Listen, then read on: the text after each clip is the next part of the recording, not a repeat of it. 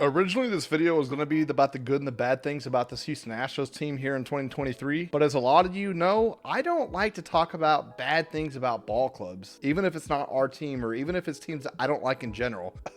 Yankees and Dodgers. And the reason for that is that I like to help grow the game of baseball. I love this game. I love the sport. So whenever you talk bad about certain teams or organizations, it turns certain fans off that are just coming into the scene. Now, what I will do is talk about the positives of this team, even though there's so many negatives that you could talk about. Now, I want to mention all this in the video to begin with. The Astros are without 3 starting pitchers so far this season. They lost Luis Garcia to Tommy John surgery for all this season and most of next season. They lost Lance McCullers Jr. to an elbow injury, which basically puts him out for the rest of the season. And they've also lost Jose Urquidy for a majority of the season so far. In the bullpen, Rafael Montero has been what Hurricane Katrina did to New Orleans, an unmitigated natural disaster of epic proportions. Ryan Presley has regressed quite a bit from where he was last season. And in the offense, the Astros started the season without Jose Altuve for the first 2 months and Michael Brantley for the entire season, so far at least. And even with all the games that the bullpen has blown this season so far, the Astros are only 5.5 games back in the AL West for first place against the Texas Rangers. And there's a lot to be positive about with this team because there are a lot of bright spots so far in an otherwise darkly dim lit season for the Astros standards. I don't think anybody could have predicted what the Jose Abreu fall off could have been like, but we've seen it so far this season. Nobody could have predicted the underperformances of Alex Bregman and Kyle Tucker. And I don't think anybody but myself predicted Jeremy Pena to be the same player basically that he was last year this season. But here we are. The Astros have 41 wins so far this season, with one of the top bullpen ERAs, top 3 in the league, as well as top 3 in team ERA in the league. Framber Valdez has been absolutely masterful, a true ace and one of the top 5 pitchers in the league. I didn't think he could get any better than what he was last season with the shift going away, but boy, has he proven me wrong. Christian Javier has just been spectacular as a number 2.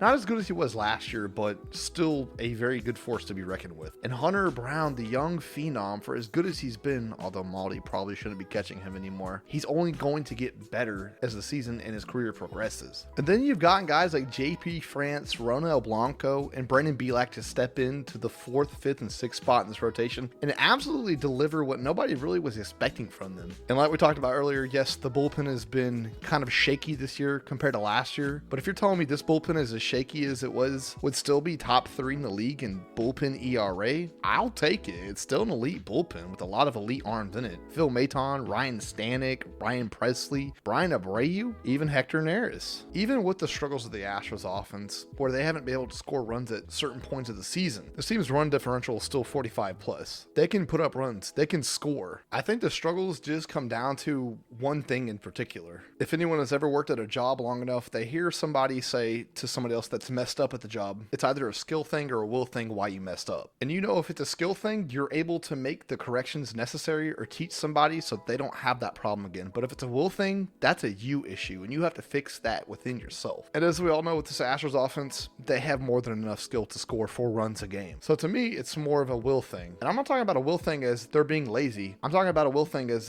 there's probably not a sense of urgency sometimes with a lot of these players. And this happens to every single locker room and every single athlete at some point during a season. We've seen guys like Ray Lewis and Ed Reed talk about it in their locker room from the Ravens from the 2000s. We've seen Shannon Sharp talk about it, how some guys in the locker room after winning a couple of championships just get full of themselves, thinking that they are more important than what they actually are to the team. Or they get that mindset of, oh, we're the Denver Broncos. We've already won a couple of titles. We have John Elway and Terrell Davis and Shannon Sharp. We're going to get to the playoffs. And then before you know it, you've lost 6 games in a row and you're on the cusp of not even making the playoffs. This kind of thing in sports happens to every single team in every single locker room. For example, the last year's Atlanta Braves, it took a pep talk from Brian Snitker to get that team back into shape and make the playoffs and win 101 games. Now, I think it's the latter part. I don't think any of these players are actually lazy and think that they are more important than what they actually are to the team. I think it's the fact that a lot of these guys have been on the Astros for a little while now, and there's that sort of pedigree now that the team's going to make the playoffs and make the ALCS every single season. And that might be the mindset of a lot of these players where, oh, we can just shrug these games off right now. If we blow this game, we can just come back tomorrow and win the next one. And a lot of the times that's been the case for this team over the past 7-8 years. But the season's a little bit different with all the changes and pieces coming in and out of the roster. I think that could explain some of the weird fielding errors that we rarely ever see from an Astros team with this year's Rangers team, as well as the multiple days where they'll go out and score 1 run, 2 runs, or just get shut out. It's just maybe a lack of urgency sometimes with these guys, and that's okay because it happens to every single professional athlete, every single human being in whatever occupation you're in. It happens. But these guys, they know how to snap out of it. They know how to get back right and play Astros baseball, which is winning baseball. Even with all the struggles, even with all the injuries, even with all the blown games, this team only sits back 5.5 games from the Texas Rangers for first place of the AL West. And they have a series coming up against the Rangers pretty soon here. And if they win 2 or 3 or just a flat out sweep, I'm very confident in this team taking back over sole possession of first place in the AL West and keeping it. But it gets even better because Yordan Alvarez is going to be back sometime. Michael Brantley is probably going to come back sometime later this season. Alex Bregman is probably going to start heating up again pretty soon here. Altuve will continue to be Altuve. And I bet good money that Kyle Tucker gets back to what Kyle Tucker does, and that's hit home runs, steals bases, excellent fielding in right field, and makes good contact. Maybe even the Astros go out there and make a nice splash for a left-handed at bat. Maybe some more slugging in the lineup. Who knows? But let me know what y'all think in the comment section down below. Are you excited about the second part of the season, the trade deadline coming up? Let me know. And as always, don't forget to like the video and subscribe to the channel if you want to, because I have plenty more baseball content. And I'll see you all in the next one. Adios, mis amigos.